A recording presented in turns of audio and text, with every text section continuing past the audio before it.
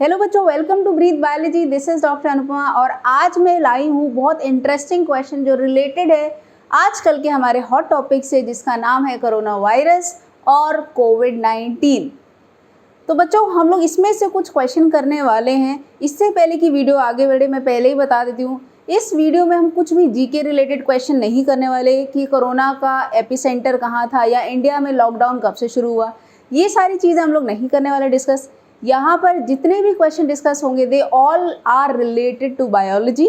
और यहाँ पे जो मैंने 3 चैप्टर कवर किए हैं वो कौन कौन से? सबसे फर्स्ट तो हमें पता ही है, human health and disease. Second होगा हमारा केमिकल कोऑर्डिनेशन एंड इंटीग्रेशन, और हमारा जो थर्ड चैप्टर है वो है बायोटेक्नोलॉजी। अब एक एक करके सारे क्वेश्चन डिस्कस करते हैं।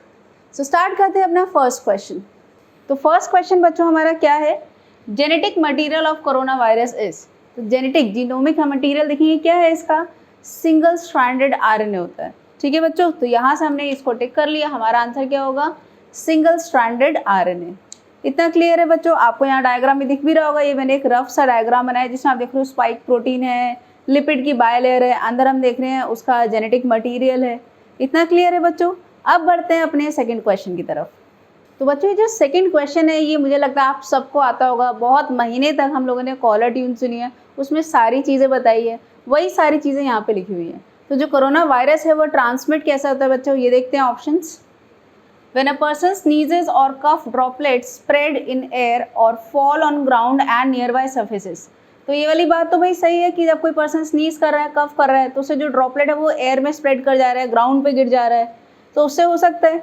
सेकेंड ऑप्शन देखते हैं। If another person is nearby and inhales the droplet or touches the surface and further touches his face, eyes or mouth, she can get the infection। ये वाली बात भी सही है बच्चों कि जो भी ड्रॉपलेट वगैरह है जो उसके आसपास थी, उसी को उसने टच किया और फिर अपने फेस को, आईज को, माउथ को, इन सबको टच कर लिया, तो बहुत ज़्यादा प्रोबेबिलिटी है कि उसको इन्फेक्शन हो सकता है।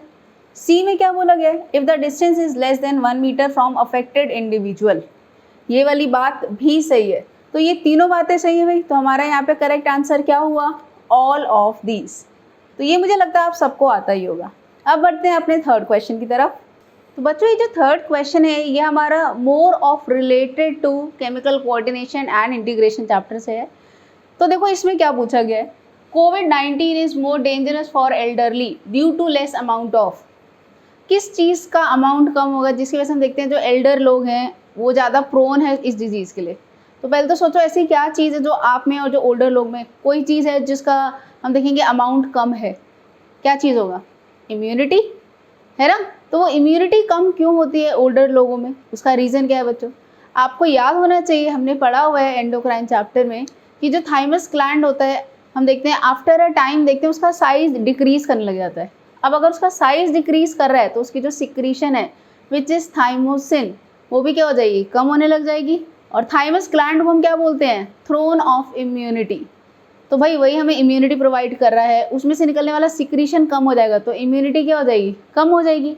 इसी वजह से बच्चों हम क्या देखते हैं, जो एल्डरलीज हैं they are more prone to this disease, और उनके लिए ये ज़्यादा डेंजरस भी है। ठीक है, तो देखते हैं जल्दी से अपने option. Somatostatin which is growth hormone inhibiting hormone.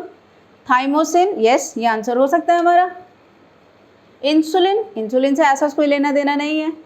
Fourth option देखते हैं थायरॉक्सिन। तो थायरॉक्सिन से भी ऐसा कोई लेना देना नहीं है। तो हमारा यहाँ पे करेक्ट आंसर क्या हुआ बच्चों? Option B which is thymosin. अब बढ़ते हैं अपने फोर्थ क्वेश्चन की तरफ। Question number 4, what is corona virus? First, it is a large family of viruses. ये वाली बात एकदम सही है बच्चों। सेकेंड ऑप्शन देखते हैं, it belongs to the family of nido virus. ये वाली बात भी सही है, नीडो वायरस फैमिली को बिलोंग करते हैं कोरोना वायरस।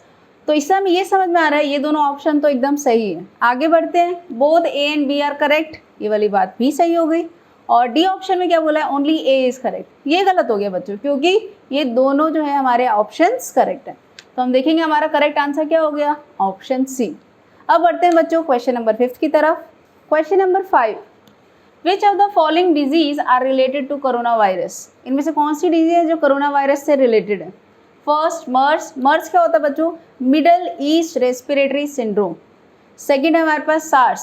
सार्स क्या है? Severe acute respiratory syndrome. तो ये हमने देखा कि इसका आउटबर्स्ट कहाँ पर हुआ था, चाइना में, और ये नाम से समझ में आ रहा है मिडल ईस्ट में हुआ था, जो अरब कंट्रीज़ हैं वहाँ पर हुआ था। हमें पता है इन दोनों का जो पॉजिटिव एजेंट है वो कौन है, हमारे viruses which belong to corona.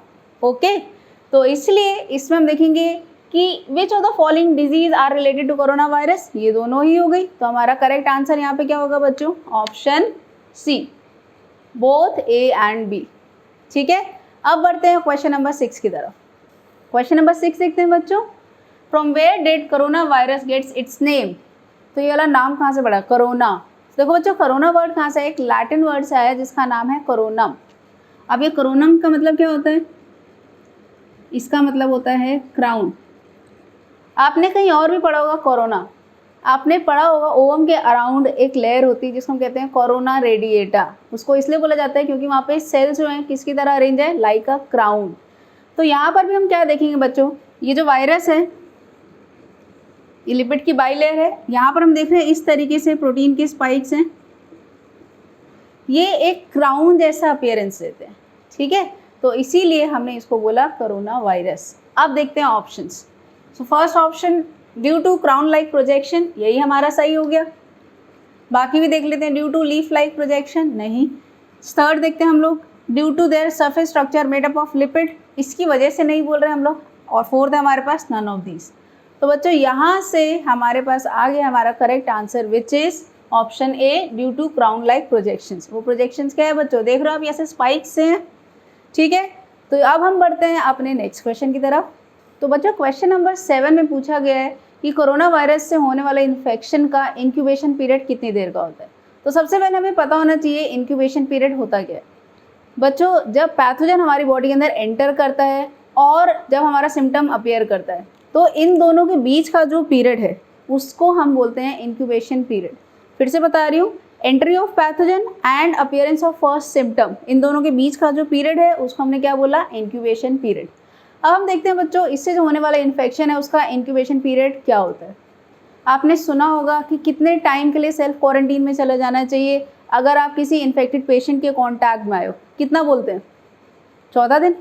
वो इसलिए बोला जाता है क्योंकि वही उसका इंक्यूबेशन पीरियड है। तो बच्चों देखो, हम देखिए इसका जो इंक्यूबेशन पीरियड है वो कितना होगा, 2 से लेके 14 दिन होता है।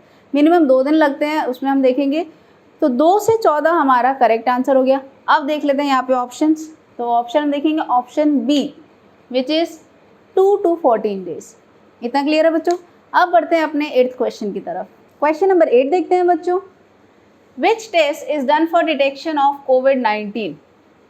तो देखो बच्चों, ये वाला जो क्वेश्चन है ये रिलेटेड है आपके चैप्टर से बायोटेक्नोलॉजी। अब आपको समझना है इसका आंसर क्या होना चाहिए। फर्स्ट देखते हैं अपना ऑप्शन विडाल टेस्ट। विडाल किस लिए करते हैं हम लोग, टाइफॉइड के लिए। सेकेंड हमारे पास क्या है, वॉजरमैन टेस्ट। वॉजरमैन टेस्ट हम लोग करते हैं सिफिलिस के लिए। थर्ड, ये पीसीआर नाम आपने सुना होगा बायोटेक्नोलॉजी में। Now what is this RT-PCR? RT-PCR is reverse transcriptase polymerase chain reaction. और बच्चों यही हमारा आंसर है। अब मैं इसको एक्सप्लेन करती हूँ कैसे होता है। यहाँ पे हम लोग क्या करते हैं, जो भी अफेक्टेड इंडिविजुअल है, जो हमें लग रहा है पेशेंट है, हो भी सकता है पॉजिटिव, नेगेटिव भी हो सकता है, हम क्या करते हैं इसके नेजोफैरिंग से स्वॉब लेते हैं। स्वॉब हम यूज़ करते हैं एज सैंपल। अब उस सैंपल में हम क्या देखेंगे, mRNA पाया जा रहा है, उसको ट्रीट किया जाता है रिवर्स ट्रांसक्रिप्टेज से।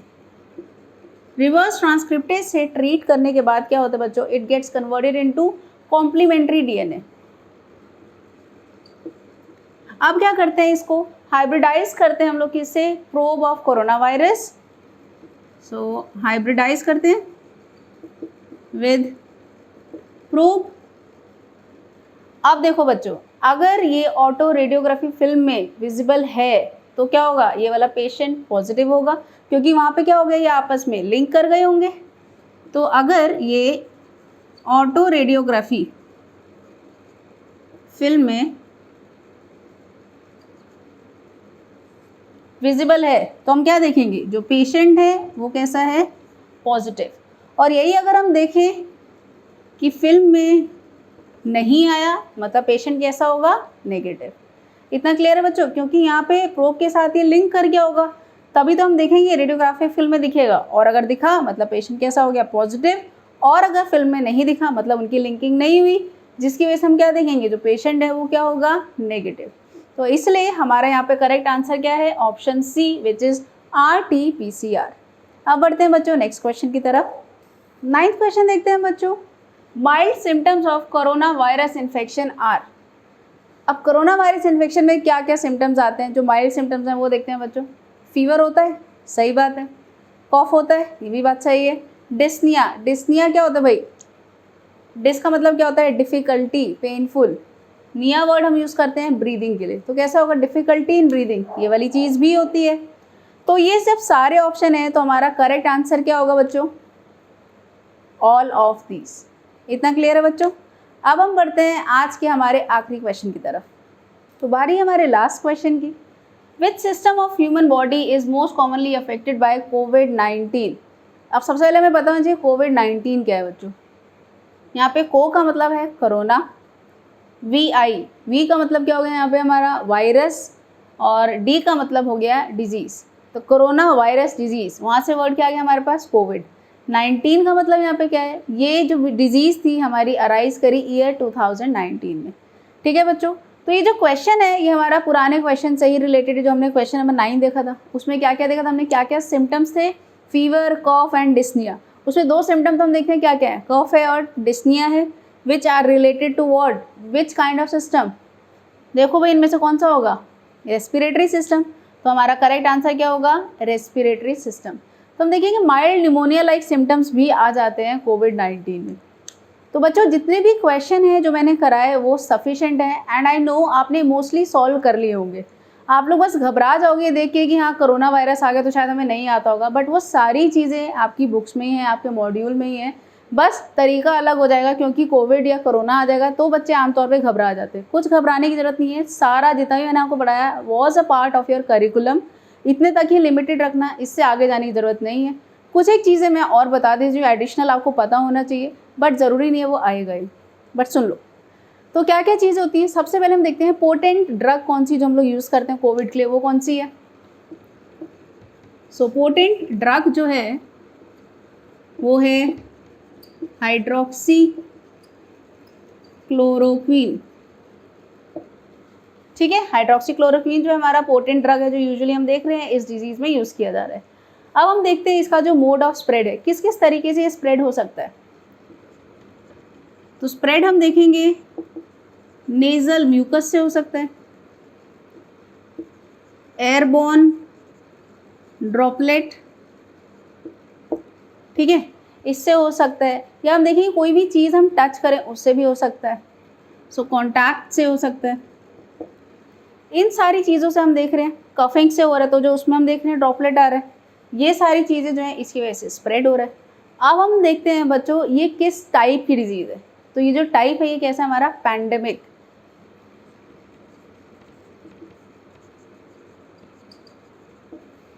इसके बेसिस पे हम देखें तो डिजीज़ 4 टाइप की होती हैं, वो कौन कौन सी होती हैं, pandemic, sporadic, endemic and epidemic. एक एक करके सारी पढ़ते हैं। पैंडेमिक क्या होता है, इसको कोविड से ही हम लोग रिलेट करते हैं। पैंडेमिक जो ऑल ओवर वर्ल्ड जो डिजीज़ हो रखी हो, हर जगह फैली हुई है जो डिजीज़, वो अभी कौन सी फैली हुई है, कोविड फैली हुई है, तो वो कैसी डिजीज़ हो गई, पैंडेमिक। फिर हम बात करते हैं एपिडेमिक की। एपिडेमिक एक ऐसी disease which is spread over a area, बस वहीं पे हम देख रहे हैं लिमिटेड पाई जा रही है वो वाली डिजीज़। ठीक है, जैसे हम देखते हैं डेंगू हो जाता है, समझ लेते हैं दिल्ली में हुआ तो दिल्ली में बहुत सारे लोगों में फैल गया हो, तो वो एक तरीके से एपिडेमिक कंसिडर किया जा सकता है। फिर आता है हमारा स्पोराडिक, वो रैंडम डिजीज़ है, कहीं कहीं पे किसी किसी को हो गया, जैसे समझ लो दिल्ली में किसी को टाइफाइड हो गया, लखनऊ में किसी को टाइफाइड हो गया, बैंगलोर में किसी को टाइफाइड हो गया, मतलब सेम डिजीज़ है बट अलग अलग जगह पे हो रही है, आपस में कोई ऐसा कनेक्शन नहीं है। लास्ट आता है हमारे पास एंडेमिक। एंडेमिक क्या होता है बच्चों, एंडेमिक में हम देखते हैं एक पर्टिकुलर रीजन में ही वो बीमारी रहती है और कहीं नहीं होती है। अब जैसे हम बात करते हैं हिली एरियाज़ में क्या होता है बच्चों, जो उनकी डाइट होती है वो आयोडीन डेफिशिएंट होती है, जिसकी वजह से हम देखेंगे यूजुअली एंडेमिक गोइटर हो जाता है उन लोगों को। ठीक है, तो एंडेमिक गोइटर मतलब उस पर्टिकुलर रीजन में जो लोग हैं उन्हीं को डिजीज़ हो रही है। ठीक है, तो यहाँ तक हमने सब कुछ पढ़ लिया है कोरोना वायरस के बारे में। अगर आपको फिर भी कोई डाउट हो, फिर भी कोई क्वेश्चन हो, तो आप वो मेरे से पूछ सकते हो। Thank you.